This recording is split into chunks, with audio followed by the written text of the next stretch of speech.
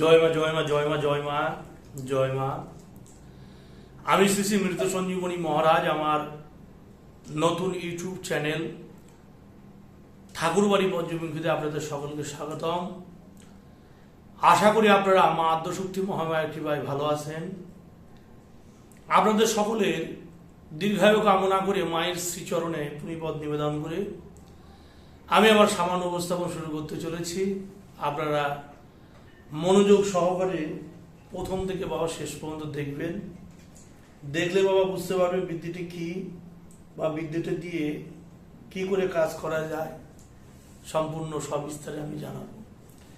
যে বিদ্যা আমি দেবো সেটি হচ্ছে বাংলাদেশের এক হুজুরের কাছে পাওয়া কয়েকখানা তাবিজ এবং কয়েকখানা চালান মন্ত্র আমি আপনাদের সান্নিধ্যে ব্যক্ত করতে চলেছি বা আপনাদের সান্নিধ্যে আমি দিতে চলেছি। মনোযোগ সহকারে আপনারা এই বিদ্যাটি দেখবেন বা শুনবেন বা শত্রুর উপর বিদ্যাটি প্রয়োগ করবেন। বিদ্যাটি কি? বিদ্যা হচ্ছে শত্রুকে চিরতরে শেষ করা।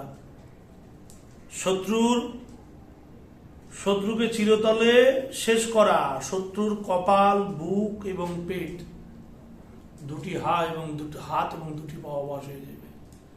মাথা কাজ করা বন্ধ হয়ে যাবে। বুকের যন্ত্রণা শুরু হয়ে যাবে, পেটের যন্ত্রণা শুরু হয়ে যাবে, দুই হাত দুই পা অকেজ হয়ে যাবে। মানে শত্রুর উপর ডাইরেক্ট কুফরি বান মারা, শত্রুর উপর ডাইরেক্ট কুফরি বানকে মারা বা শত্রুর উপর ডাইরেক্ট শিরকি কাজ করে, যেটি কোরআনে যেটি নিন্দিত বা কোরআনে যেটি নিষিদ্ধ সেই জিনিস। তাই যারা 5 ওয়াক্ত নামাজ পড়েন, খোদার নামে আসেন, আল্লাহ তাআলার নামে আসেন, তারা এইসব বিদ্যা প্রয়োগ করবেন না, বিরত থাকবেন। আমি সকলকেই বলি, কারা প্রয়োগ করবেন? যারা নামাজ কালাম করেন না বা অহিন্দু যারা, তারা এই বিদ্যা প্রয়োগ করতে পারবে, তাদের কোনো বিশেষ ক্ষয়ক্ষতি হবে না। কিন্তু যারা আল্লাহ তাআলার নামে থাকে, যারা নামাজ পড়ে, সুন্নত পথে চলে, সৎ পথে থাকে, কভু যারা অন্যায় কাজ করে না, অন্যায়ের সাথে চলে না, অন্যায়কে প্রশ্রয় দেয় না, তারা এই বিদ্যা প্রয়োগ করতে যাবেন না। যারা শত্রু জ্বালায় জর্জরিত বা শত্রুর জন্য আপনার নিজের প্রাণ সংশয়ে দুলছে, মতো অবস্থায় আপনি বিশিষ্ট কোনো কবিরাজ দিয়ে বা তান্ত্রিক দ্বারা এই বিদ্যে প্রয়োগ করে নিতে পারবেন। আমি এই বিদ্যে পূর্ণরূপে নিয়ম, কি করে প্রয়োগ করবেন, তার বিধান, কোন মন্ত্রতে প্রয়োগ করবেন, কিভাবে প্রয়োগ করবেন, সম্পূর্ণ সবিস্তারে আপনাদের সান্নিধ্যে জানাবো।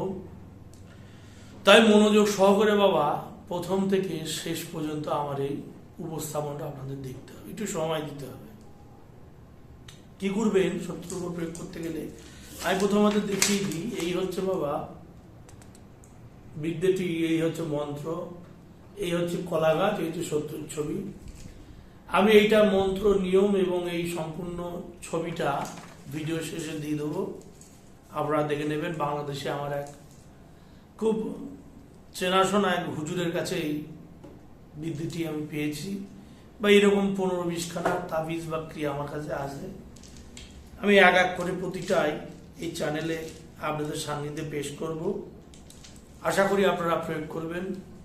আমার 5খানা ইউটিউব চ্যানেল, একটা চ্যানেল মা মৃত সঞ্জীবনী, অনেকেই জানেন। দ্বিতীয় channel PG black magic and Bengali. তৃতীয় ইউটিউব চ্যানেল ঠাকুরবাড়ি পঞ্চমুখী। চতুর্থ ইউটিউব চ্যানেল পিজি তাবিজাত এবং পঞ্চম ইউটিউব চ্যানেল কুফরি কালামে আসলি তাবিজাত। এই 5টা চ্যানেলে মোটামুটি এইসব বিদ্যে বা এর আগেও বহু বিদ্যে উপস্থাপন করেছি। এখন এই হুজুরের কাছে পাওয়া যে বিদ্যে কয়টা আছে সেটা আপনাদের সান্নিধ্যে দেব। আশা করি প্রয়োগ করবেন, প্রয়োগ করে উপকৃত হবেন। কি করে প্রয়োগ করবেন? আপনার শনিবার বা মঙ্গলবারে 7খানা শিং মাছের কাঁটা সংগ্রহ করবেন, শ্মশানে যাবেন, শ্মশানের চিতার উপর থেকে কিছু পরিমাণ কাঠ কয়লা সংগ্রহ করে নিয়ে আসবেন।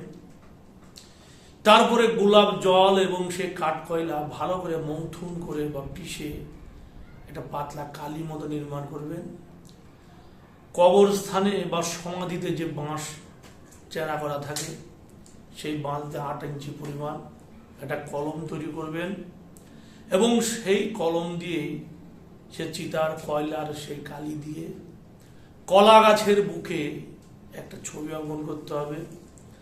যখন আপনি কাজটি করবেন যাতে আপনার মুখ দক্ষিণে থাকে, অর্থাৎ ছবিটাকে আপনার ক্রিয়া করতে হবে আপনার মুখ দক্ষিণে, অর্থাৎ পুতুলের মুখ থাকবে উত্তরে। অঙ্কন করা শেষ। তারপরে এই যে মন্ত্র আছে, এই মন্ত্র 7 অঙ্গে 7 বার ফুটাতে হবে, অর্থাৎ কপালে একবার মন্ত্র পড়ে একটি মারবেন, বুকে একবার মন্ত্র পড়ে দ্বিতীয়বার মারবেন কাটা পুতুলের, পেটে তৃতীয়বার মন্ত্র পড়ে পেটে মারবেন একটা কাটা।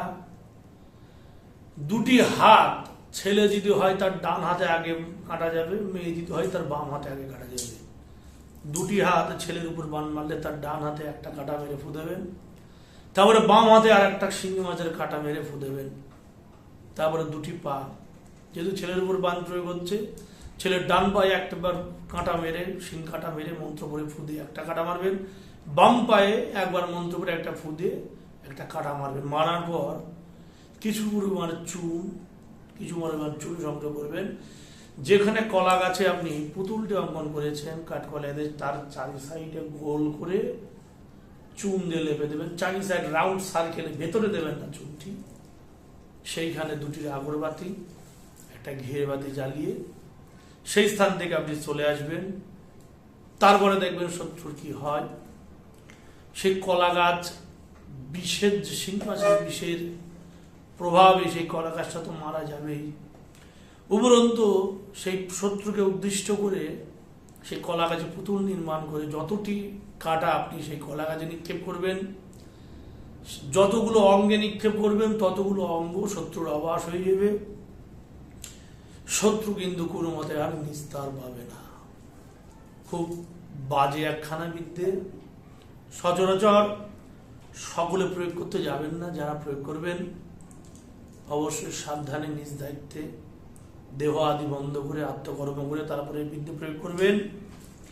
মন্ত্রটা বলবো, তারপরে আমি এই মন্ত্র কি করে ছবি আঁকবেন, কোথায় শত্রুর নাম লিখবেন, সম্পূর্ণ সবিস্তারে জানবেন। মন্ত্র হচ্ছে ওম রক্তজা রক্তজা হ্রিঙে ভগবতী ভগবান, অগ্নিবান রক্তবান বজ্রজার মরক গাছ, মরক হুম অমুক গাছ।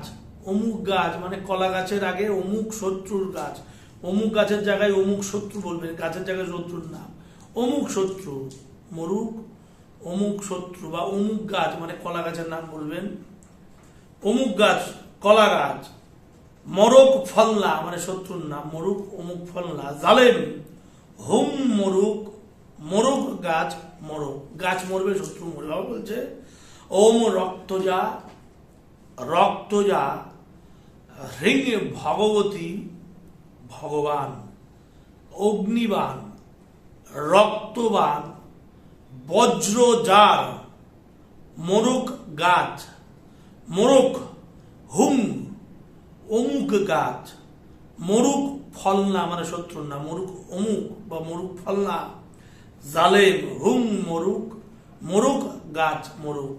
গাছের উপর নিক্ষেপ করছেন, গাছে আপনার সে বান্দা মারা আছে, গাছও মরবে শত্রু মরবে। মানে গাছটা পৃথিবীতে যতদিন বেঁচে থাকবে শত্রু ততদিন বেঁচে থাকবে, গাছটা যতদিন না মরে শত্রু ততদিন মরবে না। কিন্তু প্রয়োগ করার সঙ্গে সঙ্গে শত্রুর গায়ে বিষ চালান হয়ে যাবে এবং শত্রুর শরীর নিথর হয়ে যাবে। মরবে কখন? যখন গাছটা মারা যাবে। কাজ কোথায় করবেন? এমন এক জায়গায় কাজ করবেন যেখানে মানুষের সেমন একটা আনাগোনা নেই বা যাওয়া আসা নেই, এমন এক জায়গায় কাজ করবেন। একবারে নিবৃত্তিপূর্ণ ফাঁকা জায়গায় বসে এই কাজটি করবেন। এটা বিদ্যা আমার বিদ্যা, আমার বাপের বিদ্যা না। এটা যে কতশো বছর পুরনো বিদ্যা আমি নিজেও জানি না। গুরুর কাছে যে গুরুর সান্নিধ্যে বসে ক্রিয়া করা, ক্রিয়া নেওয়া, এবং এইটা বাংলাদেশের একজন আলেম বা কবিরাজ আমাকে দিয়েছেন। 20-25 খানা বিদ্যা আছে, তার মধ্যে এই বিদ্যাখানা। আমি আপনাদের এই সম্পূর্ণ বিদ্যের নিয়ম বৃত্তান্ত সব খুলে বলেছি এবং শেষে মন্ত্রটা এবং নিয়মটা আমি চ্যানেলের শেষে দিয়ে দেবো। প্রয়োগ করবেন, অবশ্যই ফল পাবেন। জয় মা, জয় মা মৃত্যু সঞ্জীবনী। এই হচ্ছে সেই মন্ত্র বা নিয়ম। কলা গাছে পান মারা, এই হচ্ছে কলা গাছের ছবি, কলা গাছের ছবি রাখতে হবে, শত্রুর নাম শত্রুর বাবার নাম দিতে হবে, এবারে ছবি আঁকবেন। এই হচ্ছে সে চালান দেওয়া মন্ত্রটি, এবং এই হচ্ছে গিয়ে বাণবিদ্যা। প্রয়োগ করে দেখুন, সুন্দর ফল পাবেন।